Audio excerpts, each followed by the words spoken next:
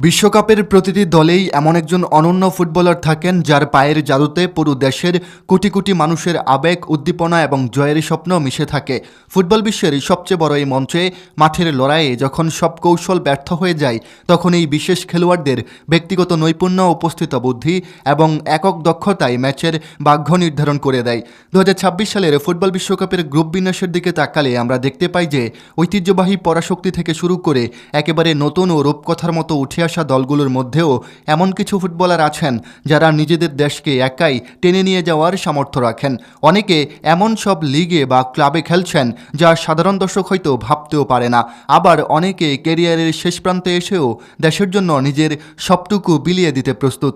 এই নিবন্ধে আমরা প্রতিটি গ্রুপের প্রতিটি দেশের সেই প্রধান ফুটবলারদের বিস্তারিত পরিসংখ্যান, তাদের ফুটবলীয় শৈলী এবং ক্লাবের সাফল্য ও নিজ দেশের সমর্থকদের মনে তাদের প্রভাব নিয়ে একটি দীর্ঘ ও তথ্যবহুল তালিকা নিয়ে হাজির হয়েছে।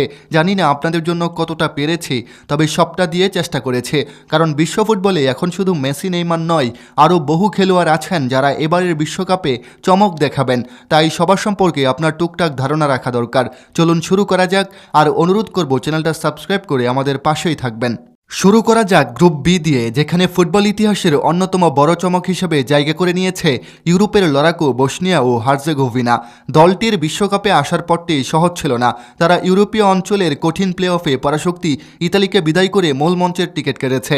আর এই পুরো অবিশ্বাস্য যাত্রার পেছনে যার ছায়া সবচেয়ে বড় হয়ে দেখা দিয়েছে, তিনি হলেন 39 বছর বয়সী অভিজ্ঞ স্ট্রাইকার এডিন জেকো।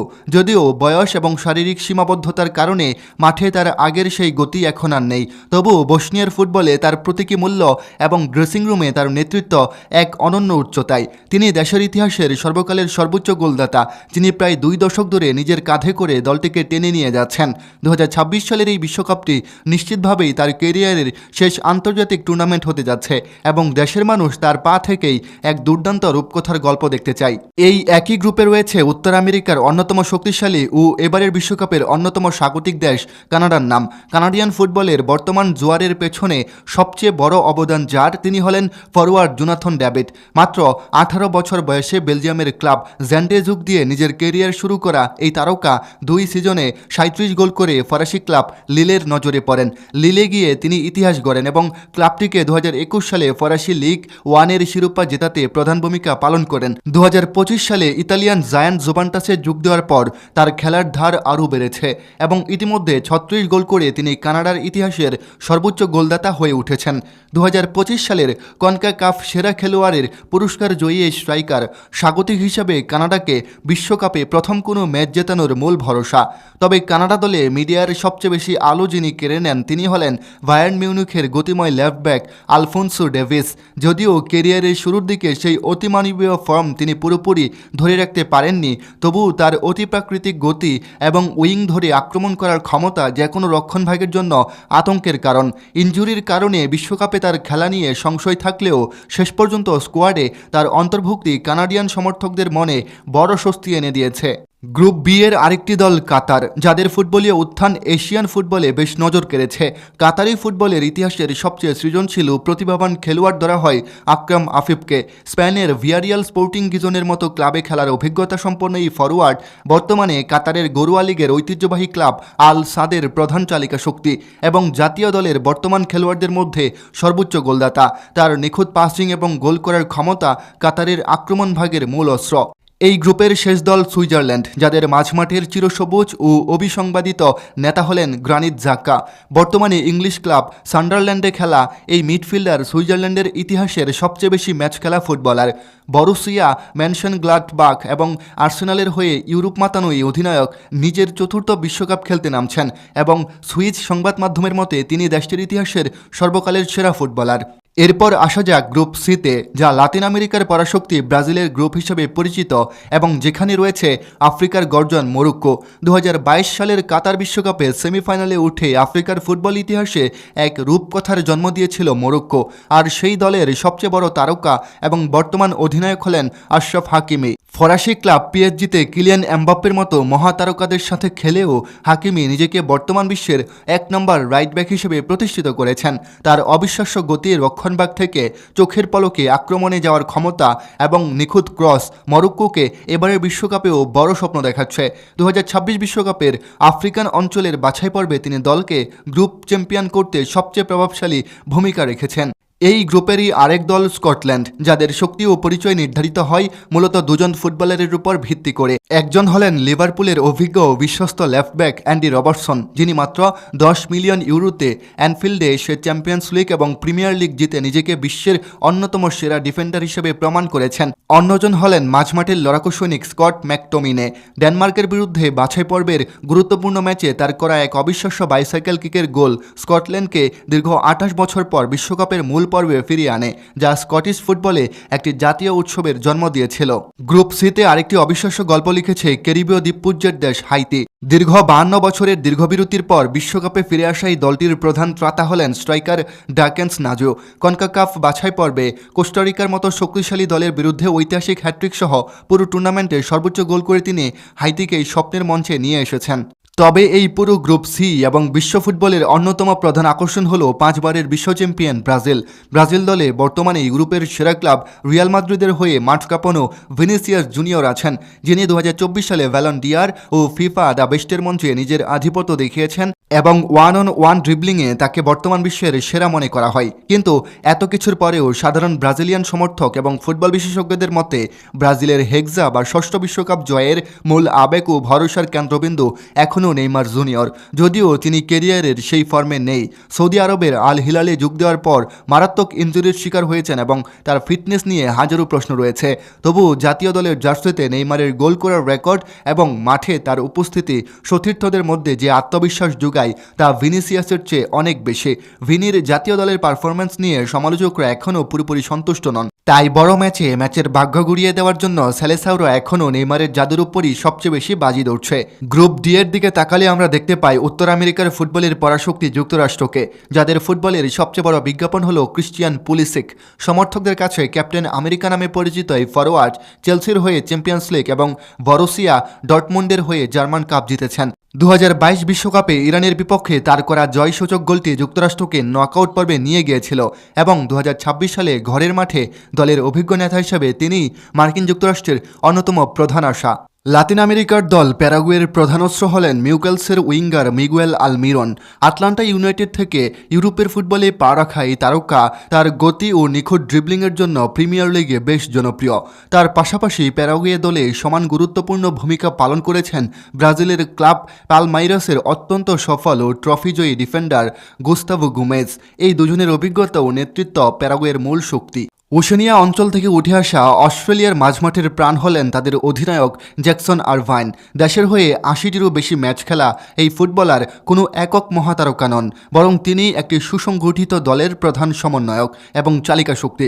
অস্ট্রেলিয়ার টানা ষষ্ঠবারের মতো বিশ্বকাপে অংশগ্রহণের পেছনে তার অবদান অতুলনীয়। এই গ্রুপের অন্যতম আকর্ষণীয় দল হল তুরস্ক, যারা একঝাঁক তরুণ ও অভিজ্ঞ ফুটবলারের মিশ্রণে এবার বড় কিছুর আশা করছে। তুর্কি দলের প্রধান মস্তিষ্ক এবং অধিনায়ক হলেন ইন্টার মিলানের মিডফিল্ডার হাকান চালহানুগ্লো। জার্মানির ভায়ার লেভারকুসেন এবং এসি মিলানে খেলার পর বর্তমানে ইন্টার মিলানের হয়ে তিনি ইতালিয়ান লিগের অন্যতম সেরা প্লেমেকার। বিশেষ করে দূরপাল্লার ফ্রিকিক এবং পেনাল্টিতে তার নিখুঁত নিশানা প্রশংসিত। লেভারকুসেনের হয়ে মাঝমাঠ থেকে তার করা সেই ঐতিহাসিক ফ্রি কিকের গোল ফুটবল প্রেমীরা কখনোই ভুলবে না। তবে চালহানুগ্লোর অভিজ্ঞতার পাশে তুরস্কের আসল জাদু লুকিয়ে আছে রিয়াল মাদ্রিদের বিস্ময় বালক আর্দা গুলের পায়ের উপর। মাত্র 19 বছরের এই তরুণ তার অবিশ্বাস্য ড্রিবলিং, খেলার গতি পরিবর্তন করার ক্ষমতা এবং মাঠের ভেতরে যে কোনো মুহূর্তে অপ্রীতিকর পরিস্থিতি তৈরি করার দক্ষতার জন্য ইউরোপের ফুটবলে অন্যতম বড় প্রতিভাবান খেলোয়াড় হিসেবে বিবেচিত হয়েছেন। এই অভিজ্ঞ ও তরুণের যুগলবন্দি যদি ক্লিক করে তবে তুরস্ক এবারের বিশ্বকাপে সবচেয়ে বড় সারপ্রাইজ প্যাকেজ হতে পারে। গ্রুপ ইতে ইউরোপের পরাশক্তি জার্মানির এক নতুন ও পুনর্গঠিত রূপ আমরা দেখতে পাচ্ছি। জার্মান দলে বায়ার্ন মিউনিখের জামাল মুসিয়ালা এবং বায়ার্ন লেভারকুসেনের হয়ে অপরাজিত বুন্দেসলিগা জেতা ফ্লোরিয়ান ভার্টসের মতো বিশ্বমানের তরুণ প্রতিভা রয়েছে, যারা আক্রমণ ভাগে যে কোনো রক্ষণ ভাগ ভেঙে চুরমার করতে পারে। তবে এই তারকাখচিত দলের আসল কান্টারি এবং মাঝমাঠের অভিভাবক হলেন জোশুয়া কিমিখ।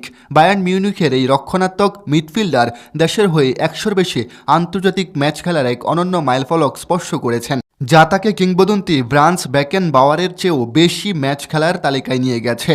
কিমিখের মাঠের নিয়ন্ত্রণ ও ট্যাকটিক্যাল জ্ঞানই জার্মানিকে ট্রফি জয়ের রেসে টিকিয়ে রাখবে। এই গ্রুপেরই আরেক দল কুরাসাও, যাদের ফুটবলের মূল শক্তি নেদারল্যান্ডসে ছড়িয়ে থাকা তাদের অভিবাসী খেলোয়াড়রা। দলটির অধিনায়ক এবং সবচেয়ে অভিজ্ঞ তারকা হলেন লিয়ান্ডো বাকুনা, যার ইংলিশ প্রিমিয়ার লিগের অ্যাস্টন ভিলা ও কার্ডিফ সিটিতে খেলার দীর্ঘ অভিজ্ঞতা রয়েছে। তার সাথে আক্রমণ ভাগে আছেন ম্যানচেস্টার ইউনাইটেডের একাডেমিতে বেড়ে ওঠা তরুণ তারকা তাহিদ চং, যিনি বার্মিংহাম ও বার্নিল হয়ে নিজের প্রতিভার প্রমাণ দিয়েছেন। আফ্রিকার অন্যতম শক্তিশালী দল কোত দিভুয়ার বা আইভরি কোস্টের মাঝমাঠে এসি মিলান ও বার্সেলোনার সাবেক তারকা ফ্রাঙ্ক কেসে দলের অধিনায়ক এবং প্রধান টেকনিক্যাল রেফারেন্স হলেও আক্রমণ ভাগের আসল ত্রাতা হলেন স্ট্রাইকার সেবাস্তিয়ান হেলার। আয়াক্স এবং বর্সিয়া ডটমুন্ডের এই ফরোয়ার্ড 2024 সালের আফ্রিকান কাপ অফ নেশনস জয়ের প্রধান নায়ক ছিলেন এবং বাছাই পর্বেও দলের সর্বোচ্চ গোলদাতা হিসাবে কোত দিভুয়ারকে বিশ্বকাপে নিয়ে এসেছেন। লাতিন আমেরিকার দেশ ইকুয়েডরের ইতিহাসের সবচেয়ে দামি ফুটবলার হলেন মাইসেস কাইসেডো। ব্রাইটনে দুর্দান্ত খেলার পর 2023 সালে রেকর্ড 115 মিলিয়ন ইউরোর বিনিময়ে চেলসিতে যোগ দেওয়া এই মিডফিল্ডারকে ইকুয়েডরের মাঝমাঠের আসল ইঞ্জিন বলা হয়। বাছাই পর্বে ব্রাজিলকে পেছনে ফেলে ইকুয়েডরকে টেবিলের 3 নম্বরে রেখে সরাসরি বিশ্বকাপে তোলার পেছনে তার অবদান ছিল সবচেয়ে বেশি। গ্রুপ এফের দিকে তাকালে দেখা যাবে ইউরোপের ঐতিহ্যবাহী দল নেদারল্যান্ডস বা ডাচ শিবিরকে। ডিফেন্সকে লিভারপুলের কিংবদন্তি অধিনায়ক ভার্জিল ভ্যান ডাইক থাকলেও ডাচ সমর্থকদের আসল ভরসার জায়গা কিন্তু আক্রমণ ভাগের মেমফিস ডিপাই। ব্রাজিলের ক্লাব করিন্থিয়াসে খেলার সময়েও জাতীয় দলে নিজের জায়গা ধরে রাখা ডিপাই 54 গোল করে নেদারল্যান্ডসের ইতিহাসের সর্বকালের সর্বোচ্চ গোলদাতা হয়েছেন। কমলা জার্সি গায়ে দিলেই ডিপাই এক অন্যরকম রুদ্রমূর্তি ধারণ করেন এবং ডাচদের পুরো আক্রমণ ভাগ তাকে কেন্দ্র করেই আবর্তিত হয়। এশিয়ার পরাশক্তি জাপানের ফুটবল ইতিহাসে সম্ভবত এটিই সবচেয়ে প্রতিভাবান প্রজন্ম।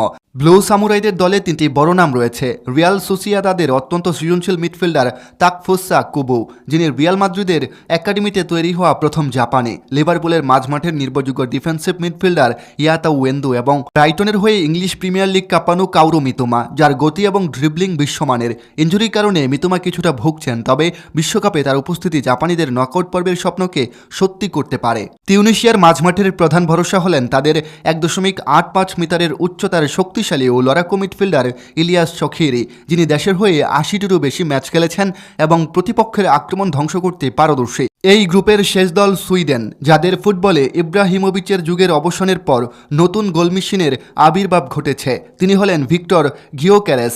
2024 সালে স্পোর্টিং লিসবনের হয়ে বিশ্ব ফুটবলে হল্যান্ড, এমবাপ্পে বা হ্যারিকেনকে পেছনে ফেলে এক বছরে সর্বোচ্চ 62 গোল করার অনন্য কীর্তি গড়েন তিনি, যার ফলে 2025 সালে ইংলিশ জায়ান্ট আর্সেনাল তাকে 75 মিলিয়ন ইউরোর বিনিময়ে দলে বেড়ায়। জাতীয় দলের হয়ে আলেকজান্ডার ইসাকের সাথে জুটি বেঁধে তিনি সুইডিশ ফুটবলের নতুন স্বপ্নদ্রষ্টা হয়ে উঠেছেন।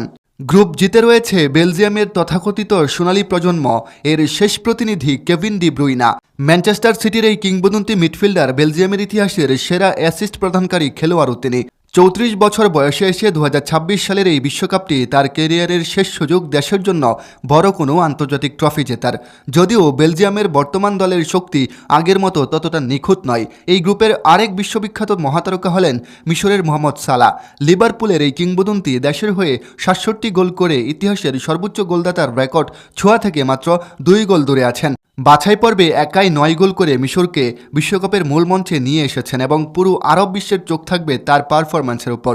এশিয়ার আরেক দল ইরানের প্রধান ভরসা হলেন তাদের অভিজ্ঞ ও চতুর স্ট্রাইকার মেহেদি তারেমি, যিনি দেশের হয়ে 103 ম্যাচে 56 গোল করে ইরানের ইতিহাসের অন্যতম সেরা ফরোয়ার্ড হিসেবে নিজেকে প্রতিষ্ঠিত করেছেন। ওশেনিয়া অঞ্চলের দল নিউজিল্যান্ডের প্রধান গোলদাতা ও ইতিহাসের সেরা খেলোয়াড় Chris Wood West Bromwich, Burnley এবং নটিংহাম ফরেস্টের হয়ে ইংলিশ প্রিমিয়ার লিগে এক দশকেরও বেশি সময় ধরে খেলায় দীর্ঘদেহী স্ট্রাইকার বাছাই পর্ব এবং আন্তঃমহাদেশীয় প্লে অফে একাই গোল করে নিউজিল্যান্ডকে বিশ্বকাপের টিকিট এনে দিয়েছেন। সবশেষে এইচ গ্রুপের দিকে তাকালে বিশ্বের সবচেয়ে বড় আকর্ষণীয় তরুণ প্রতিভার দেখা মেলে। তিনি হলেন স্পেনের লামিন ইয়ামাল। মাত্র 18 বছর বয়সে বার্সেলোনার জার্সিতে 100-এরও বেশি ম্যাচ খেলা এবং স্পেনের হয়ে ইউরোপীয় ফুটবলে আলো ছড়ানো এই বিস্ময় বালক এবারের বিশ্বকাপের সবচেয়ে কম বয়সী খেলোয়াড়। জাবি, ইনিয়েস্তা বা বুস্কেটসের সোনালী যুগের পর স্প্যানিশ ফুটবলের নতুন মুখ ও প্রধান আশা এখন এই কিশোরের জাদুকরী বা পায়ের উপরই ন্যস্ত। এই গ্রুপেরই আরেক রূপকথা হলো আটলান্টিক মহাসাগরের ছোট্ট দ্বীপরাষ্ট্র কেপ ভার্দে। মাত্র 5 লাখ জনসংখ্যার এই দেশটি তাদের ফুটবল ইতিহাসে প্রথমবারের মতো বিশ্বকাপে খেলার যোগ্যতা অর্জন করেছে এবং তাদের এই ঐতিহাসিক যাত্রার প্রধান নায়ক হলেন পর্তুগালে বেড়ে ওঠা উইঙ্গার গ্যারি রদ্রিগেজ। নিজের পূর্বপুরুষদের দেশকে ভালোবেসে ক্যাপ বার্ডের জার্সি গায়ে জড়ানো এই ফুটবলার পুরো দেশের মানুষের কাছে এখন এক জাতীয় বীর।